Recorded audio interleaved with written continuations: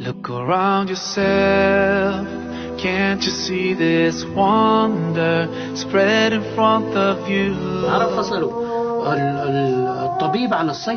Les Arabes ont dissocié la médecine de la pharmacie. La pharmacologie devint avec eux une spécialité à part entière. Dès le XIe siècle, on trouvait des pharmaciens à Damas. En Andalousie, les choses avaient progressé encore davantage, puisqu'on y trouvait des gens qui ne pratiquaient que la pharmacologie.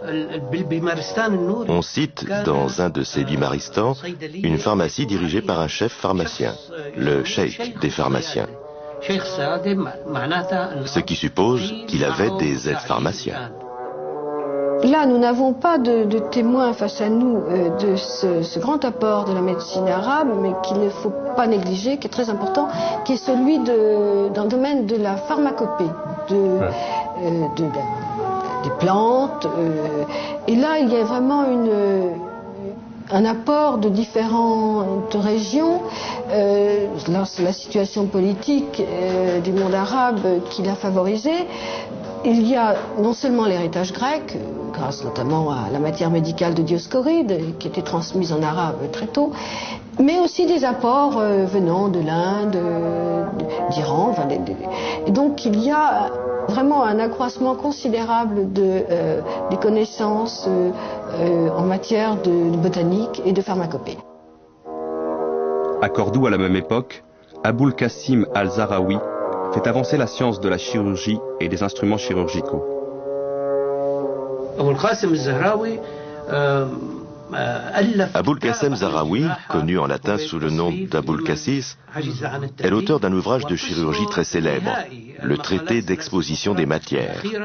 La dernière partie de l'ouvrage, ces 3 derniers chapitres, sont consacrés à la chirurgie. La chirurgie dans son sens le plus large, la chirurgie gynécologique, la chirurgie ORL, la chirurgie générale et la chirurgie dentaire. Zahraoui a inventé et développé environ 200 instruments. Je ne parle pas de machines, des instruments chirurgicaux que l'on peut trouver de nos jours dans les musées. Certains de ces instruments ont naturellement été améliorés et continuent d'être utilisés aujourd'hui. Leur structure d'origine est empruntée à ceux de Zahraoui.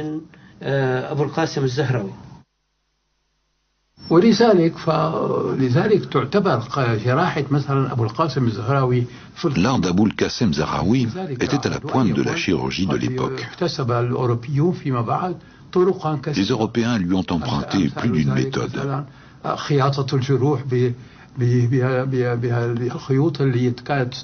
Comme par exemple la suture à base de fil fabriquée à partir de boyaux d'animaux considérés comme très résistants. Bien des techniques portant sur la chirurgie interne et externe restent valables.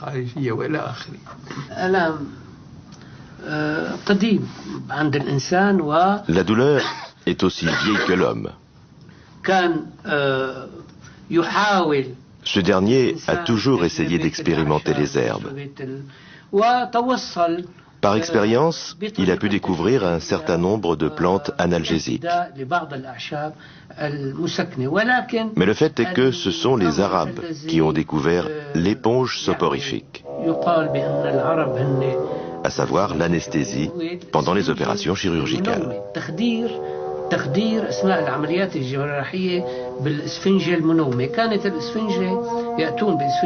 Ils utilisaient une éponge humide, saturée de jusquiame blanche, d'opium, de mandragore et de toutes les matières somnifères connues.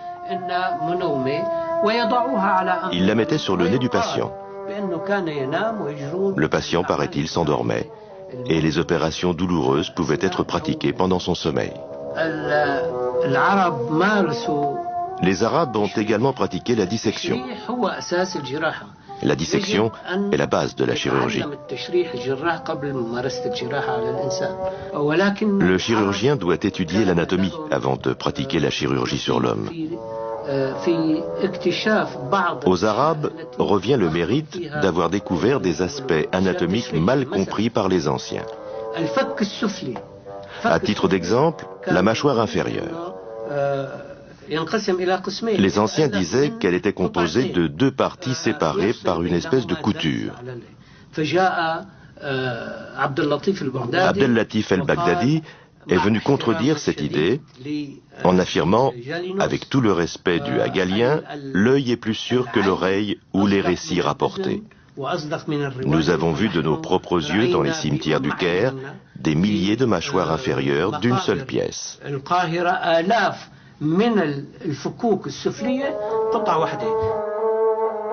Ibn Nafis a quant à lui découvert la petite circulation sanguine. Il a contredit les propos d'Avicenne et de Galien, selon lesquels, entre les 2 ventricules, se trouve une ouverture.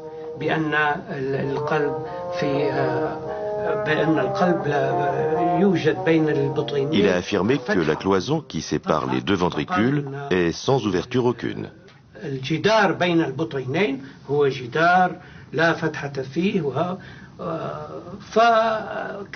Bien d'autres erreurs ont été rectifiées par ces médecins. Nous voudrions revenir à la dissection. Était-elle soumise à des contraintes particulières? Et si oui, comment les Arabes les ont-ils dépassées? Bien entendu, il y avait des contraintes. Il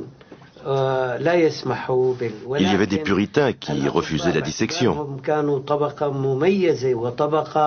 Mais les médecins étaient une classe privilégiée, proche du savoir et du sultan.